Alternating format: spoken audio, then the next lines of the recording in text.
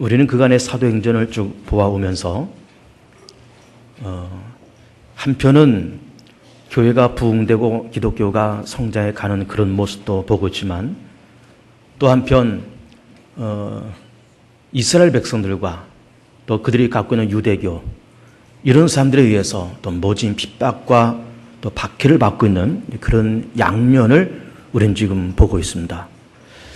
그동안 진행되어 왔던 사도행전의 내용은 이와 같이 진행이 되어 가고 있습니다. 예수님께서 우리의 허물과 죄를 담당하시고 십자가에서 죽으시고 그리고 부활하시면서 40일 세상 계셨다가 승천하시면서 예수께서 하셨던 말씀은 예루살렘을 떠나지 말고 아버지께서 약속하신 것을 기다리라.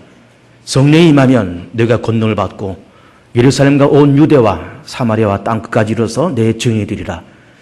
그렇게 말씀하시면서 예수께서 승천하시고 승천하신 장면을 본 많은 제자들이 120명의 성도들이 다락방에 올라가서 열흘 동안 전심을 다해서 기도했더니 오순절날이 임하고 성령께서 강림하십니다. 방언이 열렸습니다. 그리고 예수께서 하나님의 아들 되심과 그가 곧 하나님의 또 독생자요 그리스도라고 하는 그런 사실을 깨달으면서 성령 충만받고 기뻐했던 이 제자들이 나아가서 복음을 전합니다.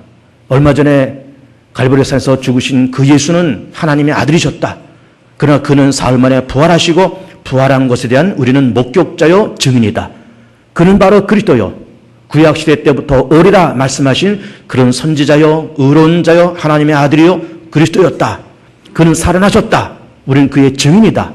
그를 힘입어서 죄산받고 그를 힘입어서 우리가 하나님께로 나아가자. 이런 복음을 전하게 되었고 그 복음을 들었던 예루살렘의 많은 사람들이 우리가 어찌할꼬 할 때 제자들이 하는 말이 너희가 각각 회개하고 예수 그리스도 이름으로 세례를 받으면 죄사함을 얻으리니 그리하면 성령을 선물로 받으리라. 이런 일들이 그렇게 일어나면서 한때는 3,000명, 한때는 5,000명씩 예수님을 주님으로 믿고 영접하고 교회에 등록하면서 그 초대교회가 한 번에 3,000명 혹은 5,000명씩 급성장하는 그런 역사를 걷게 됩니다. 거기에다가 더해서 나면서부터 안진뱅이에 된 자를 베드로가 은과 금은 내게 없거니와 내게 있는 것을 내게 주노니 곧 나사렛 예수 이름으로 일어나 걸으라고 할 때 발과 발목에 힘을 얻으면서 일어나서 하나님을 찬미하고 예수 그리스도를 찬미하는 그런 역사가 벌어집니다. 이렇게 초대교회가 성장해가고 급성장하고 나면서부터 안진뱅이에 대한 미문에 앉은 그가 예수 이름으로 일어나게 되었고 그러면서 그 예수가 하나님의 아들이요 그리스도요 메시아요 그런 죽은 자 가운데서 살아나셨고 그리고 그가 죽으신 것은 어떤 다른 이유 때문이 아니라 인류의 허물과 죄를 위해서 그것을 담당하시고 죽으셨다고 하는 이런 복음을 사도들이 전할 때 유대 정부에서 로마 정부에서 당황하기 시작합니다. 그러면서 제자들을 끌고 매질을 하고 위협하면서 예수 이름을 말하지도 말고 가르치지도 말아라. 그렇게 위협하고 매질을 하고 내어놓았지만은 그 사도들이 그렇게 위협당했지만은 그 초대교회 공동체가 그런 위협당함에도 불구하고 전심으로 기도하면서 주여 우리의 이 위협당함을 하감하여 주옵시고 그럼에도 불구하고 주의 말씀을 담대히 전하게 해주시고 거룩한 종 예수님의 기사와 표적이 일어나게 해달라고 그렇게 기도했더니 모인 것이 진동을 하면서 더 성령 충만 받으면서 복음이 급속도로 확산되어 갔다. 이런 것을 우리가 지금까지 본 바가 있습니다.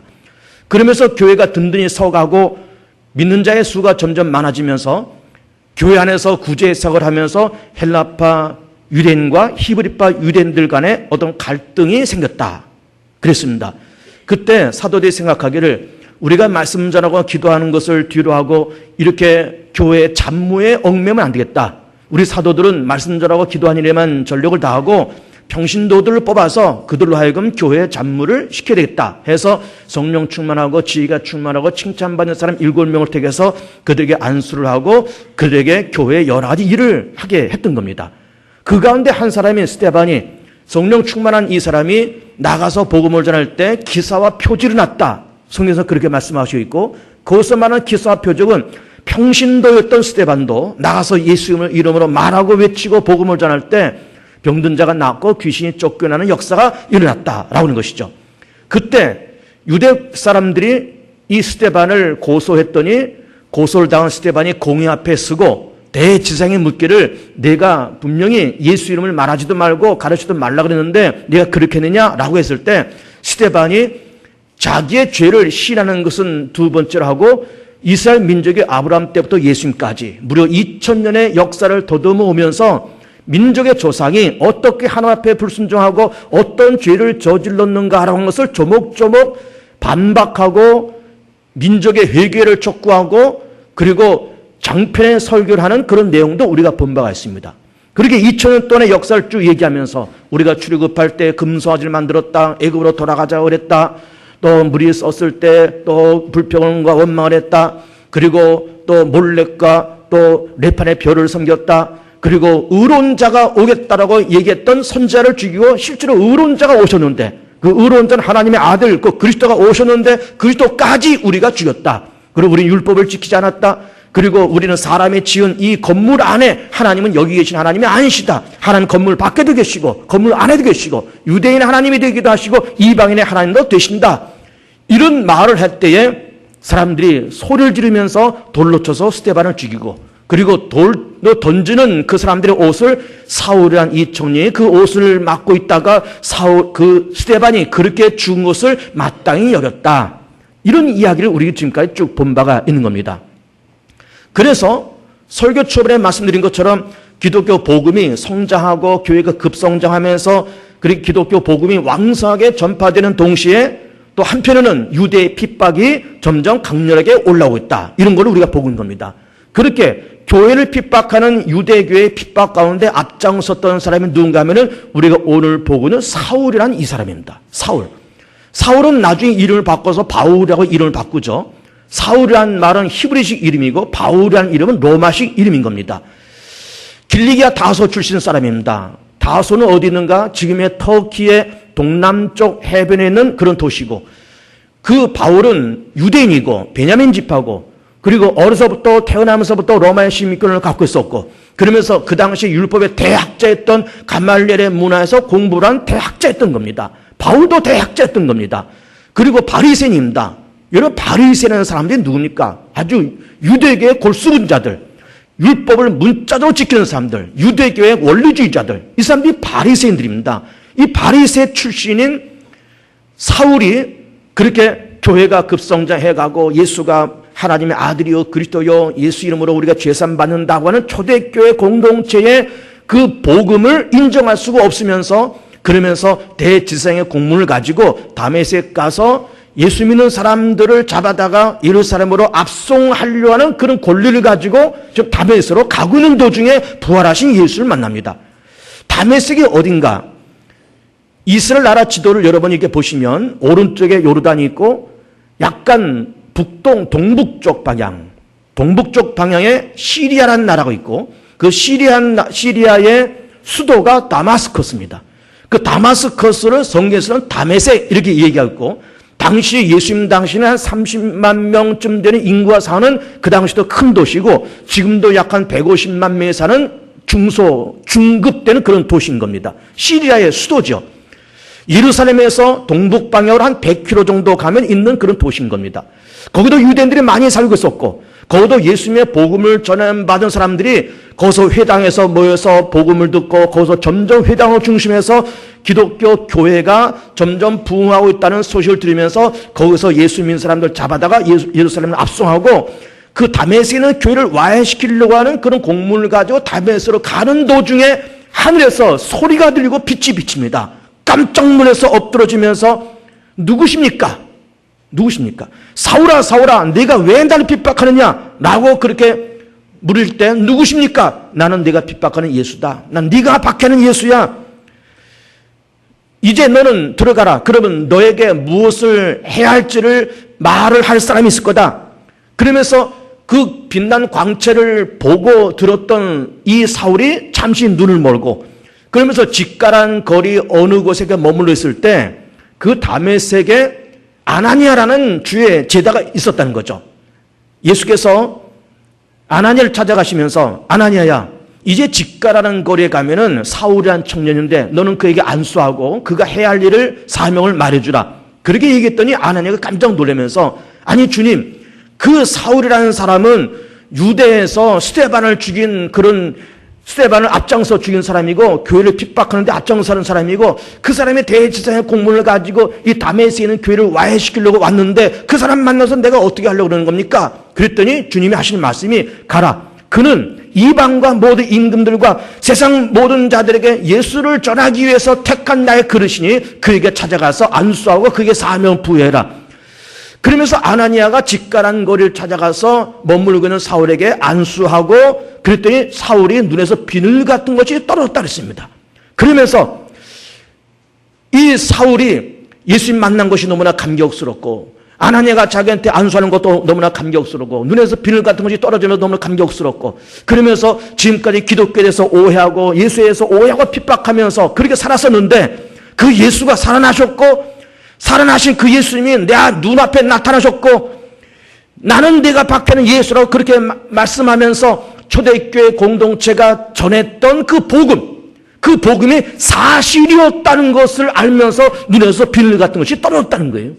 아, 그 사실이었구나. 베드로가 외쳤던 그 복음이, 초대교회가 외쳤던 그 복음이 이 다메섹 회당에서 모여서 예배드리는 이 믿음의 공동체가 믿었던 그것이 사실이었구나. 그 예수가 하나님의 아들이고 주님이시고 그리스도고 우리를 위해서 죽으셨고 우리의 죄를 담당하시고 죽으시고 그가 우리를 의롭다 하기 위해서 부활하셨고 그는 하나님의 아들이고 메시아요 그를 힘입어서 죄 삼바고 그를 힘입어서 하나님께로 간다고 말하는 초대교회 공동체의 신앙 고백이 맞는 거였구나 하면서 눈에서 비늘 같은 것이 떨어졌다는 겁니다. 그러면서 이 사울이 성령 받고 눈에서 비늘 같은 것이 떨어지면서 다메섹 지역을 다니면서 회당을 다니면서 예수가 그리스도다. 예수가 살아나셨다. 그게 하나님의 아들이시다. 우리의 죄를 담당하셔 십자가 죽으셨다. 그를 힘입어서 죄 삼바고 그를 힘입어서 하나님께 나아가야 된다. 이런 기독교 초대교회 복음을 전했을 때 다메섹에 있는 유대인들이 먼저 깜짝 놀란 겁니다. 아, 이게 어떻게 된 것인가? 아, 저 사울이라는 사람 얼마 전에 대제사장의 공문을 가지고 와서 이제 이 눈의 가시와 같은 이 교회 공동체를 와해하고 예수를 믿는 사람들 다 잡아다가 예루살렘을 끌고 가야 되고 그렇게 사울이 도착하면 우리 유대인들이 합세해서 교회를 와해시키는 데 지금 앞장서야 될 텐데 지금 이 사울이라는 사람이 도대체 거꾸로 돼가지고 예수를 그리스도라고 말하고 하나님의 아들이라고 말하고 죽었다 살아났다고 말하니 큰일 났다 그러면서 사울을 죽이려고 하는 그런 공모를 꾸밉니다. 다메섹 성 문 앞에 첩자를 세워놓고 사울이 들락날락할 때 그 사울을 암살하려고 문을 지키고 있을 때 사울의 제자들이 광주리에다가 사울을 싣고서는 한밤중에 성벽 바깥으로 달아내리면서 사울을 도피시킵니다. 도피한 사울이 예루살렘에 찾아가서 자, 나도 예수를 믿는 사람이다. 나도 예수님 만났어. 나 과거 예수를 핍박했던 사람인데 그 예수님 정말 하나님의 아들이셨다. 그가 살아나신 건 나도 보았다. 이런 거를 얘기하면서 나도 예수 믿는 사람이라고 말을 하는데 여전히 예루살렘에 있는 초대교회도 사울을 쉽게 맞아들일 수가 없었던 겁니다.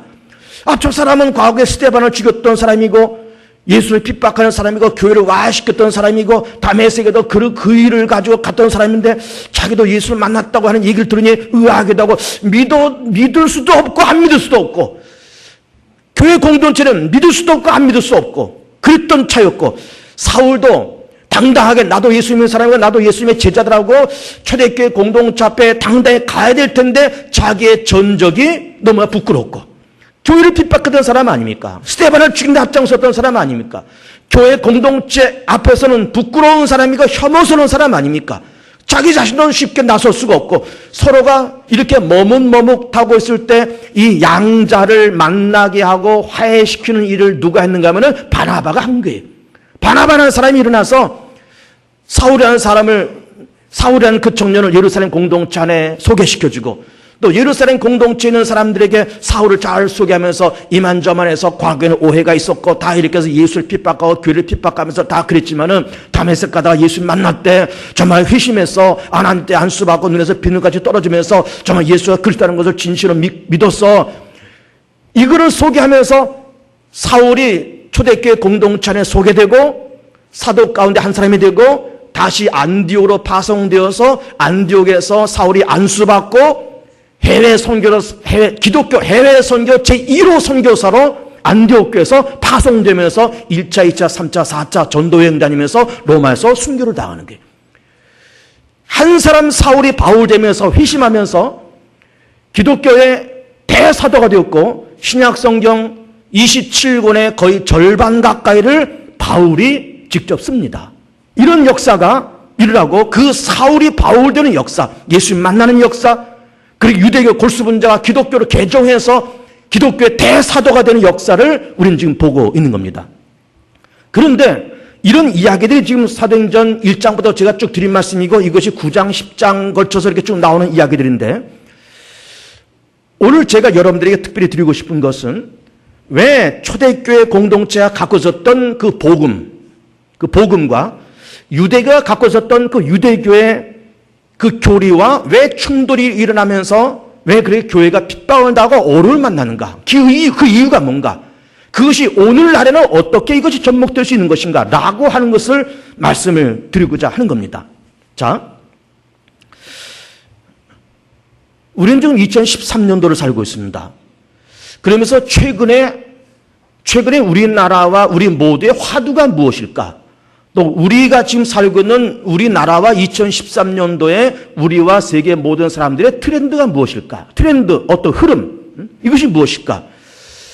이걸 가만히 보면은 지금 우리나라는 지금 박근혜 대통령이 중국을 왔다 갔다 하고 있고 얼마 전에 미국도 갔다 왔고 그리고 지금 북한과도 아직 여러 가지 문제가 이렇게 놓여 있고 개성공단은 아직 열리지 않고 있고 경제는 여러 가지 침체 국면에 빠져 있고 이런 모습이 있는 겁니다. 그래서 지금 우리나라 정부도 그렇고 우리 대한민국 국민도 그렇고 가장 지금 화두에 올리고 지금 트렌드가 될 만한 것은 뭔가 하면은 경제 중흥 그리고 북한과의 어떤 화해 문제, 중국과의 어떤 외교 문제, 이런 문제, 개성공단 다시 열리는 이런 일들이 우리의 화두고 우리의 관심사고 이것이 현재 우리 대한민국의 트렌드인 겁니다. 다 좋습니다. 그렇게 가야 되겠죠. 북한과도 화해해야 되고 개성공단도 열려야 되고 중국과도 외교적으로 이렇게 화목해야 되고 다 그런 것이 다 필요하지만 그런데 그런 모든 문제를 들여다볼 때 거기에 무엇이 빠졌는가 하면은 생명이 항상 빠져 있습니다. 생명이 빠져 있습니다. 여러분 잘 생각해 보세요. 그 생명이라는 거는 그냥 종교에서만 말하면 되지 않겠습니까? 그 기독교가 되든 뭐 다른 종교든 그 종교에서 말하면 되지 굳이 이런 거를 국가 트렌드로 만들 필요가 있겠습니까? 라고 여러분 생각하시겠지만 제 얘기를 잘 들어보세요.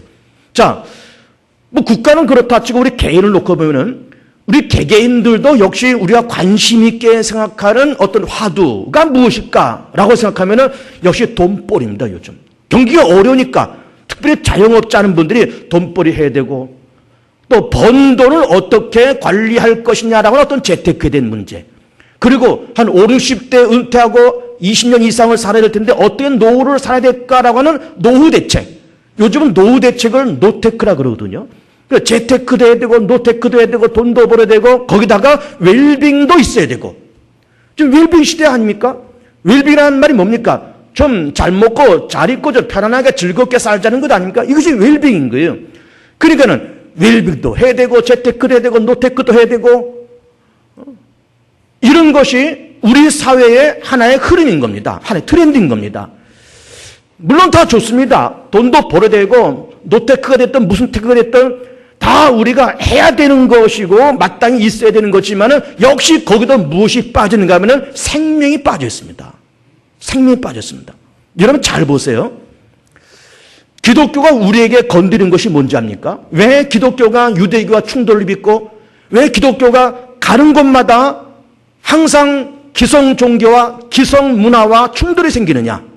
제가 지난주도 말씀드렸지 않습니까? 예수님은 그렇게 말씀하셨습니다. 내가 세상에 화평을 주러 온 줄 생각하지 말아라. 내가 세상에 거움을 주러 왔다. 애비와 자식의 어미와 딸이 시어머니와 며느리가 서로 불화하게 하러 왔다. 이런 말씀을 하신 겁니다. 어떻게 평강의 왕이신 예수께서 그런 말씀을 하실 수 있느냐 이 말이에요. 그것이 과연 무슨 의미가 있느냐 이 말이에요. 여러분 보세요. 기독교가 성경은 항상 우리 인간의 삶 속에 예민한 세 군데를 건드립니다. 예민한 세 군데. 거기가 어딘가 하면 첫 번째는 죄의 문제, 두 번째는 사망 문제, 세 번째는 인간의 결산 문제를 건드립니다. 인간은 죄인이다는 이 말이에요. 의인은 없네 하나도 없다. 다 질적 무익한 존재가 되었고 피우는 데 빠르고 목구멍 열린 무덤이고 평강을 알지 못하고 하나님의 두려움이 없고 모든 사람이 죄를 범하며 하나님의 영광을 알지 못하고 그래서 죄에 사서 사망이다. 인간의 죄의 문제를 아주 민감한 그 문제를 건드리고 있습니다. 그리고 인간의 죽음 문제를 건드리고 있어요. 왜 죽느냐? 사람이 생로병사가 아니고 사람은 태어나서 살다가 병 때문에 죽는 것이 아니고 인간은 죄 때문에 죽는다 이렇게 말씀하신 거예요. 죄에 사서 사망이다. 민감한 문제입니다. 그리고 인간의 결산 문제를 얘기하고 있습니다. 결산. 모든 인간은 다 결산이 있다는 겁니다. 사람이 살다가 죽는 것으로 끝나는 것이 아니라 그 다음에는 하나님의 심판이 있다는 거죠. 한 번 죽는 것은 정한 거죠. 그 이후에 하나님의 심판이 있다는 겁니다. 달란트 비유도 역시 하나님의 심판이 있다는 것을 말씀하신 거예요. 한 달란트, 두 달란트, 다섯 달란트 맡기고 주인이 먼 것 갖다가 왔다. 그래서 결산했다는 것 아닙니까? 그래서 갑절을 남기고 한 달란트 남은 사람, 땅에 묻었다가 꺼낸 사람, 그 사람은 악하고 게으른 종이라고 얘기하면서 내쫓았다는 것 아닙니까? 결산이 있다는 겁니다. 세상에서. 그러니까는 기독교는 다른 종교가 말하지 않는, 다른 어떤 문화권에서, 다른 종교에서 말하지 않는 인간의 예민한 세 부분을 건드리고 있습니다. 인간에게는 죄가 있다. 그리고 인간은 그 죄 때문에 죽을 수밖에 없어. 그 죽으면 다냐? 그렇지 않다. 그 마지막 결과가 있다. 심판이 있다. 결산할 날이 있다. 하나님 심판이 있다. 이걸 얘기하고 있습니다. 그런데 어느 세상, 어느 종교에서도 우리 사람이 갖고 있는 예민한 세 부분을 건드리는 종교가 없습니다, 여러분. 과거에 불교에 좀 심취해 본 분들이 있습니까? 불교에서 뭐 죄의 개념을 얘기합니까? 사망에 대한 얘기를 합니까? 생로병사를 얘기하겠죠. 생로병사는 그 불교 용어입니다. 사람이 태어나서 살다가 병들어 죽는다, 이게 병들어. 근데 병들어 죽는 것이 아니에요. 죄 때문에 죽는 겁니다, 인간은. 죄에 사서 사망인 거예요. 모든 사람은 죄를 보면서 하나님의 영광이지 못된다. 거기서만 하나님의 영광이 뭔지 압니까? 영생의 세계, 하나님의 세계, 신령한 세계, 하나님의 축복의 세계에 죄 때문에 도달하지 못하고 죄 때문에 받지 못한다 이 말이에요. 죄의 문제를 다른 종교, 다른 문화권 건들지 않습니다. 그런데 유독히 기독교만이 인간의 죄의 문제를 건드리고 있습니다. 그리고 인간의 죽음 문제도 건드리고 있습니다. 그리고 심판에 대한 문제, 인간의 결산에 대한 문제도 건드리고 있어요. 그런데 아까 뭐 세상의 흐름, 트렌드, 뭐 화두 이런 것도 얘기했지만은 우리가 지금까지 이렇게 살아오면서 학교들을 대부분 다녔습니다. 국민학교 6년, 중학교 3년, 고등학교 3년, 그리고 웬만하면 요즘 젊은 사람들 대학은 대부분 나오고, 그래서 우리 어른들이라 그럴지라도 적어도 초등학교 내지는 중고등학교쯤은 거의 대부분 다 나온 겁니다. 그러면 초등학교 6년, 중고등학교 6년에서 12년 최소 우리가 교육을 받았다 그럴 때 12년 동안 여러분들이 교육을 받으면서 학교에서 선생님이 혹은 교과서에서 혹은 참고서에서 인간의 죄의 문제를 말하고 가르쳐 본 경험이 있습니까, 여러분? 그걸 들어본 경험이 있습니까? 인간은 죄가 있다. 이런 개념을 들어보셨냐고요? 인간은 죽을 수밖에 없는 존재야. 이런 개념을 들어보셨냐고요? 이것이 너무 이상한 겁니다, 우리는. 너무나 이상한 거예요. 인간의 죄의 문제와 죽음 문제와 인간의 결산의 문제는 이거를 회피할 수 없는 사실임에도 불구하고 세상에서는 이거를 말하지 않고 관심도 없습니다. 이상하잖아요. 너무나도 뻔한 사실인데 말하는 사람 없고 이거를 책에서 교과서에서 학교에서 학원에서도 어느 곳에서도 말하지 않습니다. 어느 곳에서도 말하지 않아요. 어떤 종교에서 인간의 죄의 문제를 건드립니까? 이슬람교에서 인간의 죄의 문제를 건드립니까?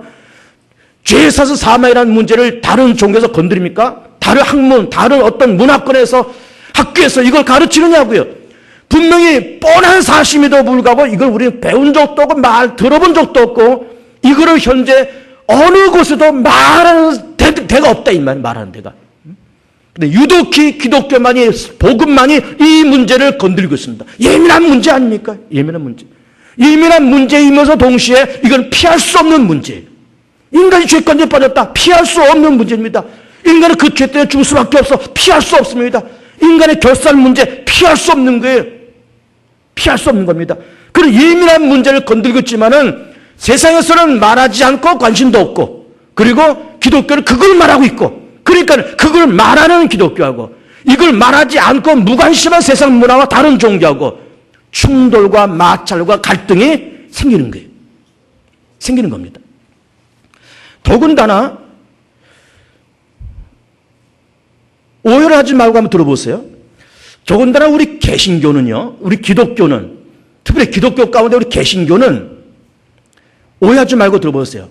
조금 천박한 것처럼 보이기도 합니다. 자, 요즘 장마철입니다. 근데 도시 한복판에서 예를 들어서 한 20평, 지하 20평짜리 어떤 개척교회가 있어요. 조그마한 개척교회 있습니다. 한 10대 명 모이는 개척교회 있어요. 요즘 여름철에 덥고 습하고 곰팡이 냄새 나고 습한데 거기 앉아서 10대 명 교인들이 막 퍼주면서 성령이 오셨네. 할렐루야 주 오셨네. 불러 충만하게 하소서. 이렇게 냄새나는 곰팡이 냄새나는 그런 지하실 한 20평에서 그렇게 막 할렐루야 막 찬양하고 성령이 오셨네 하면서 뒤집어지고 넘어지고 막 하는 그 모습을 보면은 천박하게까지 보이는 거예요.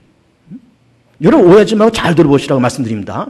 그런데 불교는 어떻습니까? 불교는 예를 들어서 깊은 산 속에 예를 들어 지리산 깊은 산 속에 막 냇물이 흐르고 숲이 우거졌는데 그 산 중턱에 조용한 암자가 있고 거기에 새벽 4시 5시 아직 동도 트기 전에 딱 목탁 소리가 울려 퍼지고 불경 소리가 쫙 울려 퍼진다. 느낌이 어떻습니까? 참 고상하게 보이는 거예요. 어떻습니까 여러분? 그러니까 기독교는 참 천박하게 보이고 다른 종교는 고상하게 보이는 거예요. 여러분 유대교도 그렇습니다. 유대교도 대단히 고상해 보입니다 여러분. 유대교 제사장들 보세요. 막 머리에 관 쓰고 막 세마포 옷 입고 에봇 입고 가슴에 흉패 달고 번쩍번쩍 보석기 여기 12개가 달려 있습니다. 제사장들 그리고 방울 달린 옷을 입고 그리고 제사 거대하게 제사들이죠. 그리고 또 율법을 거창하게 지키지 않습니까? 뭐 10계명 다 지켜야 되고 율법 지켜야 되고 3대 절기 지켜야 되고 아주 근사하고 고상하게 보입니다. 고상하게 보인다. 근데 기독교는 모여서 성령이 오셨네 하면서 넘어지고 뒤집어지니 그러니까 기독교는 천박하게 보이고 다른 종교 유대교나 다른 종교는 고상하게 보입니다. 거기다 기독교가 말하는 복음은 예민한 부분을 건든다 그랬습니다. 인간의 죄 문제, 죽음 문제, 내세 문제 그리고 인간의 결산 문제 민감한 문제를 건들다 보니까는 그런 죄빨이 인간을 어떻게 건질 거냐? 그럼 우리가 죄 때문에 죽을 수밖에 없는데 그럼 우리의 죄를 좀 죽어야 되는데 과거는 우리 죄는 내가 짓고 대신 짐승이 죽는 것 이것이 제사 아닙니까? 이제 신약에 넘어와서 죄는 우리가 졌지만 예수께서 대신 죽으시는 이것이 십자가 아닙니까? 그 대신 죽을 수밖에 없으니까는 피를 흘려야 되잖아요. 짐승이 피를 흘리고 예수가 피를 흘리고 내가 죄 졌는데 예수가 대신 피 흘려 죽으셨어요. 내가 죄 짓고 내가 죄의 책임을 지고 내가 죄의 대가를 받아야 되는데 예수가 대신 받았으니 예수가 내 죄를 위해서 대신 십자가 죽으시고 피 흘려 죽었으니 그 사실을 내가 인정하고 믿고 예수 하나님의 아들 나의 주님으로 나 때문에 죽으셨다는 그 사실을 믿고 영접할 때 의로워지고 거듭난다는 것 아닙니까? 이것이 기독교 복음인 거예요. 그러다 보니까는 피 얘기를 할 수밖에 피 얘기. 짐승이 죽었다. 예수가 피 흘려 죽었어. 피 그러니까는 기독교 복음이 천박하게 보일 뿐만 아니라 잔인하게도 보이는 거예요. 잔인하게. 지저분하게도 보이는 거예요. 막 예수님께서 내 피를 마시지 않고 내 살을 먹지 않으면 너에게 생명이 없느니라 그렇게 말하고 이런 얘기를 하니까는 이해도 안 될 뿐만 아니라 천박하게 보기도 하고 잔인하기도 하고 지저분하기도 하고 좀 종교라 그러면은 막 좀 아주 멋있는 어떤 사원을 짓고 막 실내 인테리어도 막 거대하게 막 장엄하게 만들고 좀 이렇게 어떤 제사상이나 어떤 종교도 좀 멋진 옷을 입어서 어떤 제사 의식 어떤 종교 의식도 막 아주 점잖게 거룩하게 막 이렇게 해야 막 종교 같고 막 거기 영험한 어떤 힘 있는 것 같고 그런데 기독교는 막 예수가 널 위해서 죽으시고 예수 피를 묻어야 되고 막 그냥 예수 우리 위해서 죽으시고 뭐 십자가에서 뭐 가시관 쓰시고 못 박히시고 막 그래서 우리 죽으시고 막 이렇게 정난한 원색적인 얘기를 하니까 기독교가 천박하게 보이고 값싸게 보이고 그리고 잔인하게 보이고 그렇게 보이더라 이 말이에요. 그렇게 보이는 겁니다 여러분. 그런데 그렇게 천박하게 보이지만은 그 속에 생명이 있습니다 여러분. 생명이. 그래서 우리는 예수를 믿는 거예요. 생명이 있으니까는 지하실 20평이나 그럴지라도 냄새나고 곰팡이 냄새가 나는 거기라 그럴지라도 열대민이 모여서 성령이 오셨나라고 부르짖고 넘어지고 자빠지는 까닭은 남들 보기는 천박하게 보일지 모르지만 그 속에 뭐가 있는 거예요? 생명이 있습니다 여러분. 생명이.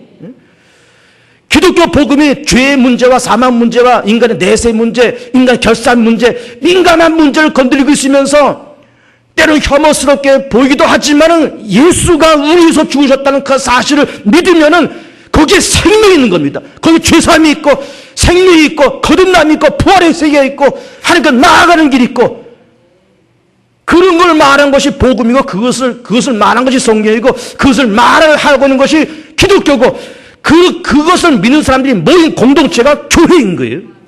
교회인 거예요. 교회는 절대로 화려하지 않습니다, 여러분. 예수 믿는 사람들도 화려하지 않습니다, 여러분. 그러나 예수 믿는 사람들은 다 존귀한 자요. 예수 믿는 사람은 생명 있는 자요.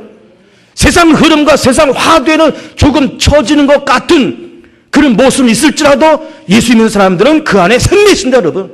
생명. 그래서 예수를 믿는 것이고 그래서 기독교 복음을 거부할 수가 없더라 이 말이에요. 이걸 깨달은 사람들이 사도들인 거예요. 이걸 깨달은 사람이 사도 바울이에요. 아 그렇다.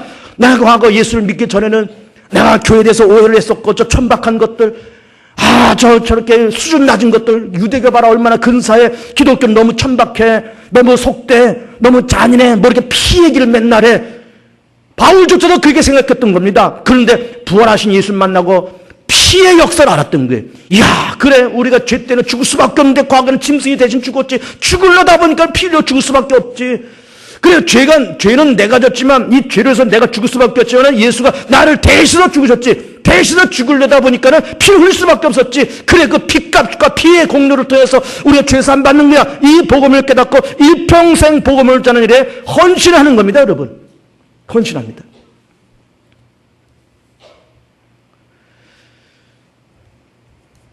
세상 트렌드와 세상 화두는 정말로 그럴듯하게 보이는 겁니다. 조금 전에 말씀드린 것처럼 재테크, 노테크, 웰빙, 돈을 벌어야 되고 자식들을 번듯하게 길러야 되고 그걸 하지 말라는 것이 아니지만 그것도 우리가 있어야 되는 거지만 그보다 더 앞선 것이 뭔가 하면은 우리 인간의 민감한 문제, 죄의 문제, 사망 문제, 결산 문제, 심판의 문제 이런 거를 기독교는 예민하게 건드리고 있습니다, 여러분. 우리나라 조선시대가 1300년대에 조선시대가 들어왔습니다. 그러면서 고려시대 끝나고 조선시대가 들어오면서 조선 왕조에서 그동안 고려시대 때 그렇게 숭상했던 불교를 저버리고 유교를 받아들입니다. 그 받아들일 수밖에 없었던 이유는 이제는 고려와는 다르다 우리는. 우리 고려와 정치 체계도 다르고 우리 이씨 왕조는 고려시대의 그 왕씨 문중과는 다른 생각과 다른 비전이 있고 좀 더 높은 차원이 있다. 이런 걸 얘기하기 위해서 유교를 받아들일 수밖에 없었던 거예요. 그 유교는 하나의 종교라기보다는 하나의 정치 이념 내진 정치 철학이죠. 그 유교의 가장 뿌리가 되는 개념이 뭔가 하면은 삼강오륜입니다, 여러분. 삼강오륜. 삼강. 우리 학교 다닐 때 다 외웠던 것 아닙니까? 군의신강, 부의자강, 부의부강. 인문과 신화 안에 또 부모와 자식 간에 부부 간에는 분명히 어떤 강령이 필요하다. 그런 얘기 아닙니까? 또 오륜, 부자유친, 군신윤회, 부부유별, 장유서, 붕유신. 인구와 신화에는 의리가 필요하고 어른과 아이들에 대한 질서가 필요하고 남녀 부부에도 유별이 필요하고 그렇죠. 친구 간에는 믿음이 필요하고 삼강오륜이 유교의 근본 정신인 거예요. 물론 좋습니다. 아주 훌륭한 정치 이념이고 아주 훌륭한 윤리 도덕의 이념인 겁니다. 그러나 그 속에 뭐가 없습니까? 생명이 없습니다. 생명. 그 속에 뭘 건들지 못하고 있습니까? 인간의 죄의 문제, 죽음의 문제, 그리고 죽음을 넘어서 심판과 결산의 문제를 그 삼강오륜이 건드리는가? 취급하는가? 취급하지 못합니다. 취급 안 하고 못합니다.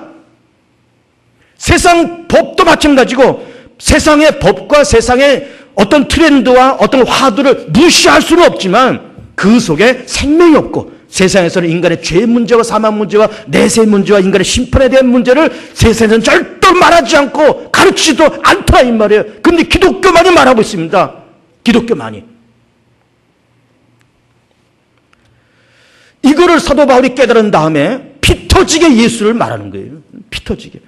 그가 그렇게 핍박했던 예수가 하나님의 아들이요 그리스도요. 그가 피 흘림을 통해서 우리가 죄산 받았다는 거죠. 피 흘림을 통해서 그가 죽음을 통해서 우리가 죄산 받았다는 거죠. 이게 기독교의 복음이고 맹맥히 흐르는 기독교의 복음이에요. 사실은 피 흘렸다 이 말이 말하기도 거북하고 듣기도 거북합니다. 피라고 하는 것은 그렇게 보기 좋은 그런 물건이 아니잖아요. 그런데 그 피 흘림을 통해서, 예수의 피 흘림을 통해서 죄산받고 거듭났다고 하는 이 진리를 사도 바울과 초대교회 공동체가 피 터지게, 목이 터지게 외쳤던 거예요. 예수 믿는 것은 복받기 위해서 예수 믿어도 물론 괜찮습니다. 예수 안에는 물론 복이 있으니까. 그러나 예수 안에 결정적인 것이 뭔가 하면 예수 안에 죄사함이 있고 예수 안에 생명이 있습니다. 그래서 우리는 예수를 믿는 것이고, 그래서 우리는 예수를 피 터지게 전할 수밖에 없는 거예요. 그 예수를 알고 예수를 믿어서 생명 얻은 사람들이 모여서 예배드리는 공동체가 바로 교회요. 그것이 바로 예배인 거예요. 그것이 바로 예배인 거예요. 세상을 창조하신 성부 하나님 너무 감사하고, 죽을 수밖에 없는 우리 가운데 예수께서 오셔서 우리에서 대신 십자가에 피 흘려 돌아가신 그 사건 너무너무 감사하고, 구원받는 거 너무 감사하고, 하나님 자녀 삼으신 거 너무 감사하고, 거듭나게 하신 거 너무 감사하고, 천국 백성 삼으신 거 너무 감사해서 드리는 그 몸부림, 이것이 바로 예배인 겁니다. 이것이 예배예요. 예수를 통해서 행복하시길 바랍니다. 예수를 통해서 생명을 얻고 죄사함을 얻고, 예수를 통해서 모든 문제가 해결되고, 예수를 통해서 항상 기뻐하며 살아가는 복 있는 성도들 되시기를 축복합니다.